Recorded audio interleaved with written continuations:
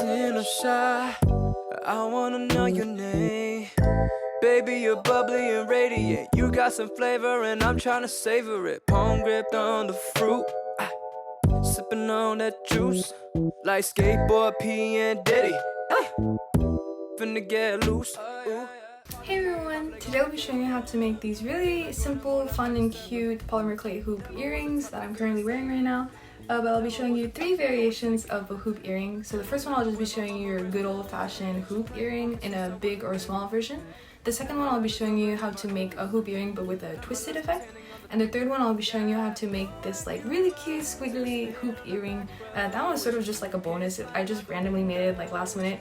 But it turned out to be my favorite one. I thought I would hate it because it looked kind of ugly in my hands, but it looks really cute when I wear it.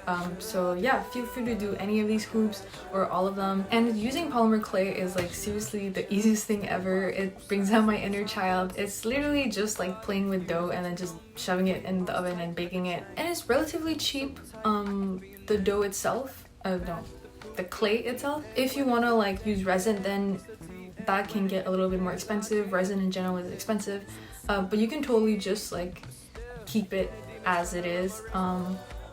And yeah, I'll just be walking you through every step of the way for each version. And quick life update, my plant actually died. My mini palm tree, I'm so sad. It was like rotten into the core inside. I don't know, I feel so horrible. I feel like I have a black thumb and literally every plant I touch just has to die. But yeah, that's pretty sad. And to be honest, I haven't been feeling the best mentally lately. I just recently graduated, and right now I'm at a point in my life where I'm sort of like transitioning and everything, and that's just a lot of changes. They're always just scary, and I've been having other stuff on my mind a lot lately. But doing arts and crafts has definitely like helped lift my mood and my spirits, and I feel really grateful to have been able to like literally experiment with so many different like arts and crafts during the pandemic. Like the fact that I had enough time, money, and like resources. I know my experience is like nowhere near majority of people's during the pandemic, but yeah, I've just been really grateful to have been able to do all of these things.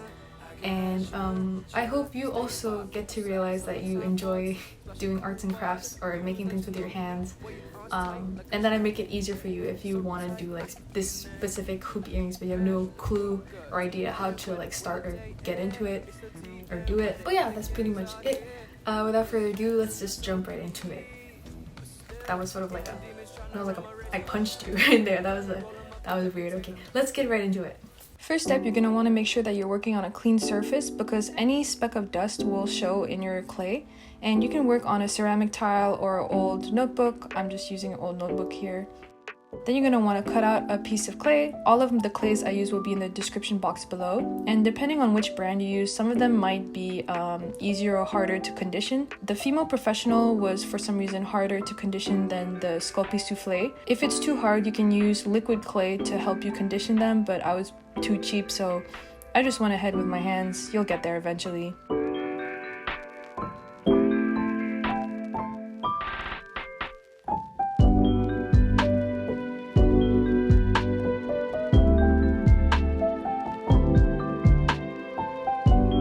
Once your clay is soft enough, you're going to want to create a ball and then a snake with it. And make sure your snake isn't too thin nor too thick because we'll be rolling it a second time later. Also, try to make it as even as possible.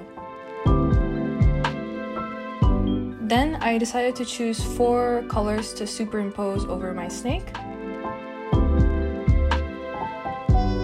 You're going to want to take the tiniest ball ever and flatten it out into different shapes. The main shapes I used were a normal circle, oval, a slightly longer oval, and squiggly lines. And you can really just experiment with different combos of colors and shapes, patterns. I think it's extra pretty when you superimpose the colors over each other.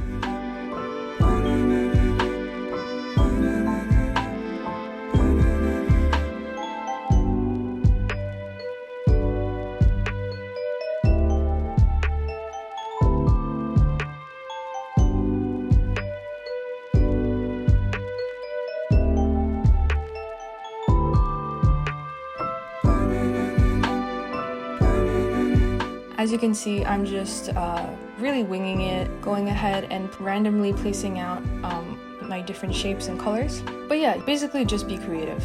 What I like about these earrings is that they sort of remind me of abstract art for some reason, or confetti.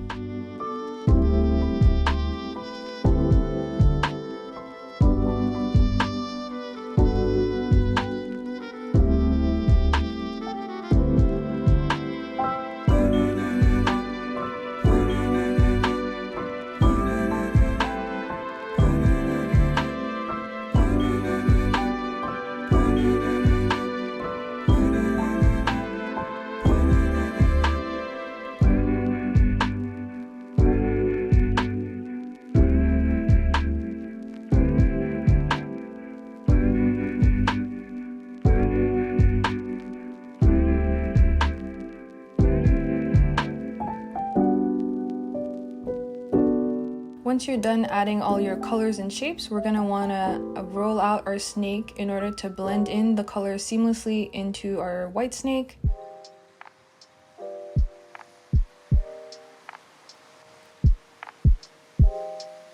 And here I'm just showing you how to do the same thing but for the red hoops. And I decided to only use 3 colors for this one, and I sort of experimented with thinner and squigglier lines, and I kind of really like the outcome. Just repeat the same process for this hoop.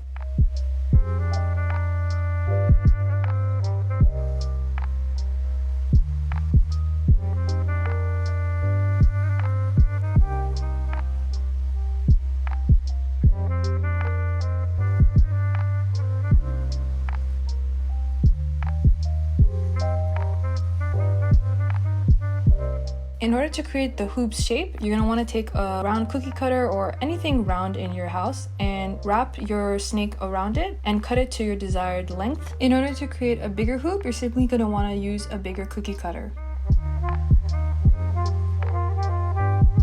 And you might have to reshape your hoop a few times after taking out the cookie cutter, and I'll tell you how to bake it later. Moving on to our twisted hoop, you're going to want to create a thin long snake of one color and then a thicker snake of a second color. Then we're going to combine the 2 snakes by wrapping them around each other. Kind of reminds me of a hot dog for some reason.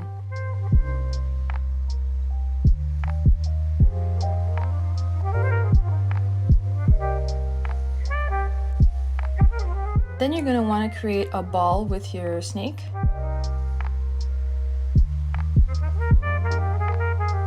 Roll it out into a ball and then snake, and you can twist it again if you want. Then repeat the same process. Roll it out into a ball, then snake. This is what it should look like. Make sure it's even. This is optional, but you can twist it even more if you like that look.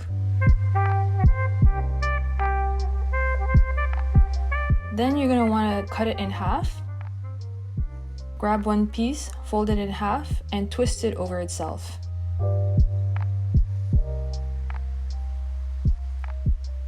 You can pull towards the extremities in order to make it thinner and longer.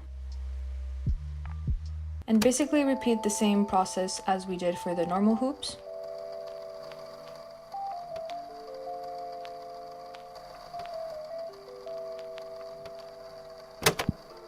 Here's our bonus squiggly hoop. I just took some leftovers and shaped it around a flower cookie cutter. Really simple.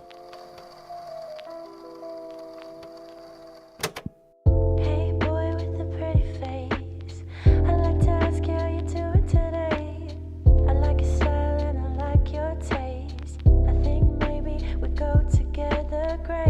It's not a Make sure to put some paper and cardboard underneath your earrings in your cooking tray in order to prevent them from burning in the bottom. And I baked my earrings at 275 Fahrenheit for 30 minutes, but you should really follow the indications written on the package of your clay because it'll vary per brand. Here's what they look like baked. The red came out a bit darker after baking them, but that's just something to keep in mind that your colors might change a bit after baking. down at the land of blue and green. I just sanded one edge. Stars around us, and then glued earring posts to one end. Into the beyond, can't stop the neon. Once the glue dried, I applied resin, and make sure to use an old paintbrush that you don't mind destroying, because it won't be usable for art projects afterwards. Can't stop the neon colors now, no. Then I cured my earrings under a UV lamp for 8 to 15 minutes. I'm not sure if that's the correct time, but you don't need to use a lamp. You can cure it in direct sunlight. And once one side is done curing, make sure to repeat the same process on the other side of your earring. If I could travel into outer space, And here's the final look. I think I'd take you with me for the day. We look down at the land of blue and green. With stars around us, start to be. Start to be. Thank you so much for watching as usual, and every like or comment or subscribe seriously always really encourages me and motivates me to keep going. So thank you so much, and see you in my next video.